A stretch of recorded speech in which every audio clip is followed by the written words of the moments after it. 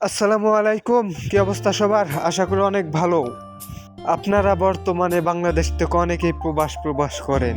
তো যারা এই মিডিল ইস্টের এই কান্ট্রিগুলোতে আসতে চান, যেমন দুবাই, সৌদি আরব, কাতার, ওমান, তো আপনাদের জন্য মূলত এই গুরুত্বপূর্ণ এই ভিডিওটা। কারণ বাংলাদেশি অনেকেই বেশিরভাগ দালালের চক্করে পড়ে, অর্থাৎ দালালে বুজুম বুঝিয়ে আপনাদেরকে বলে এক কাজ, নিয়ে আসে অন্য কাজে।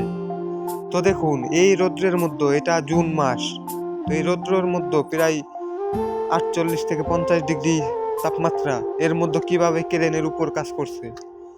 তো এইখানে নতুন বিল্ডিং হবে, এর জন্য এই ক্রেনটা নতুন লাগাইছে, তো এখনো লাগানো শেষ হয় নাই। তো দেখুন কত উপরে, এর সাথে কিন্তু কোনো সেফটি বেল্টও লাগিয়ে নেয়নি তারা, এমনি কাজ করছে।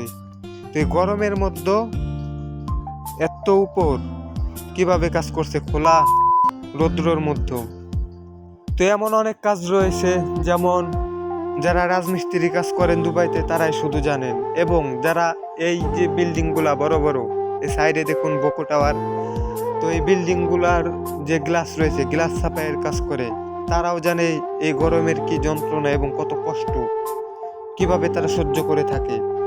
কারণ যখন এই রোদের আলোটাই গ্লাসের উপরে এসে পড়ে, তখন যে তাদের কি অবস্থা হয়, তাকানো পর্যন্ত যায় না গ্লাসের দিকে।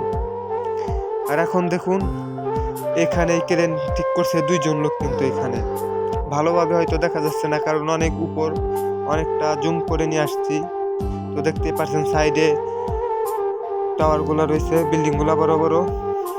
তো আপনারা আসবেন, তো দালাল হোক যার মাধ্যমে আসেন, তো দুবাই আসেন বা যে কোনো দেশে যান, যাওয়ার আগে একটা কথা ভালো মতো চিন্তা ভাবনা করে যাবেন, যাতে একটু আরামের কাজে আসার চেষ্টা করবেন।